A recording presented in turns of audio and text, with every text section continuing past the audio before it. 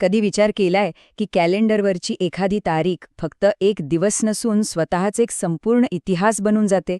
हो, काही तारखा अशा असतात ज्या एका मोठ्या संघर्षाचं, एका मोठ्या प्रवासाचं प्रतीक बनतात. आणि आज आपण अशाच एका तारखेबद्दल बोलणार आहोत, 3 मार्च.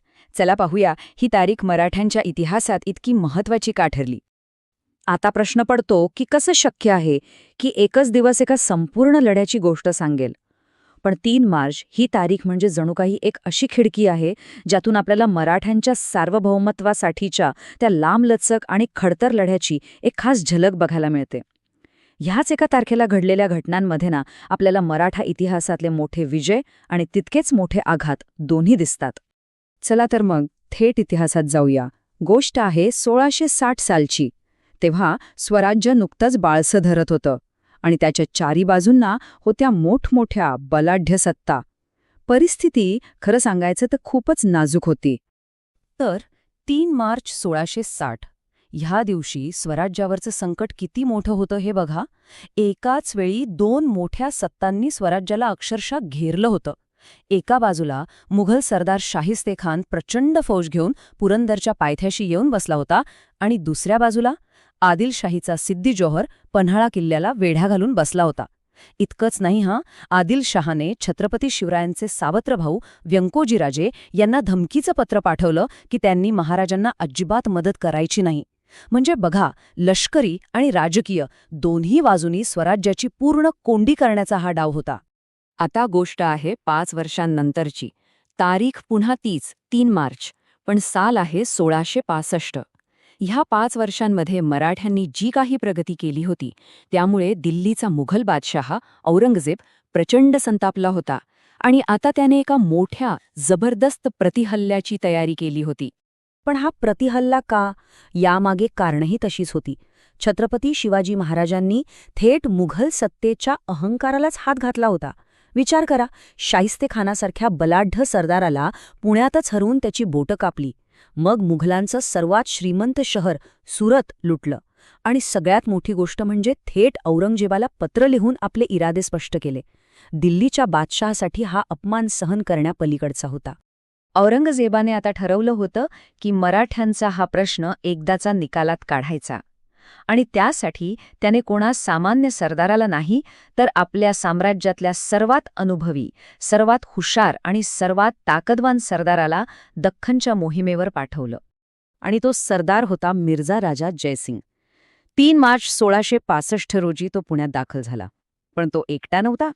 त्याच्यासोबत होती तब्बल 1,00,000 सैनिकांची अवाढव्य फौज. 1,00,000 हा आकडाच स्वराज्यावर आलेल्या संकटाची कल्पना देतो. हे आत्तापर्यंतचं सर्वात मोठं आव्हान होतं.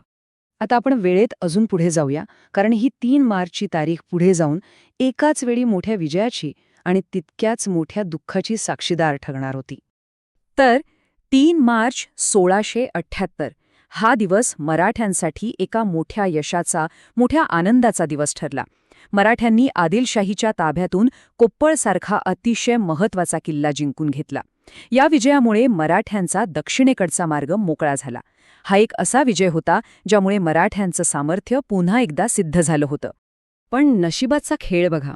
बरोबर 11 वर्षांनी पुन्हा तीच तारीख, 3 मार्च 1689, मराठा साम्राज्यावर सर्वात मोठा घाव घातला गेला. ज्या तारखेला एक महत्त्वाचा किल्ला जिंकून स्वराज्याचा विस्तार झाला होता, त्याच तारखेला स्वराज्याचे छत्रपती संभाजी महाराज कैद होऊन भीमा कोरेगावला आणले गेले. एकाच तारखेला विजयाचा जल्लोष आणि पराभवाची खोल वेदना. केवढा मोठा विरोधाभास आहे हा. तर या सगळ्या वेगवेगळ्या घटनांना जेव्हा आपण एकत्र जोडून बघतो तेव्हा काय दिसतं? या घटना म्हणजे निव्वळ योगायोग नाही. ही तर एकाच तारखेभोवती विणलेली, एका न संपणाऱ्या संघर्षाची कहाणी आहे. या टाईमलाईनवर एकदा नजर टाका. चित्र एकदम स्पष्ट होईल. 1660 मध्ये 2 बाजूनी संकट, 1665 मध्ये 1,00,000च्या फौजेचा सामना, मग 1678 मध्ये एक मोठा विजय आणि 1689 मध्ये थेट छत्रपतींनाच अटक. जवळजवळ 30 वर्षांच्या काळात याच एका दिवसाने आपल्याला मराठ्यांच्या संघर्षाचे चढ-उतार अगदी स्पष्टपणे दाखवले आहेत. म्हणजे ह्या सगळ्याचा अर्थ काय? तर 3 मार्चच्या ह्या घटना आपल्याला एक गोष्ट शिकवतात की स्वराज्य टिकवणं आणि वाढवणं हे एक सतत चालणारं चक्र होतं. कधी बाहेरून धोके आले तर मराठ्यांनी त्याला धाडसी उत्तरं दिली. कधी मोठे विजय मिळवले तर कधी अत्यंत वेदनादायी पराभवही स्वीकारले. हा लढा कधीच एका क्षणासाठीही सोपा नव्हता. आणि मग शेवटी एक प्रश्न उरतोच. जेव्हा एकाच तारखेला नशिबाचे इतके वेगवेगळे रंग दिसतात तेव्हा ते आपल्याला काय शिकवतं? मला वाटतं ते आपल्याला चिकाटी, धैर्य आणि स्वातंत्र्यासाठी मोजलेल्या प्रचंड किमतीची आठवण करून देतं. खरंच कोणत्याही मोठ्या ध्येयासाठीचा संघर्ष असाच असतो का, जिथे विजय आणि पराभव हे इतके जवळचे सोबती असतात? यावर नक्की विचार करण्यासारखा आहे.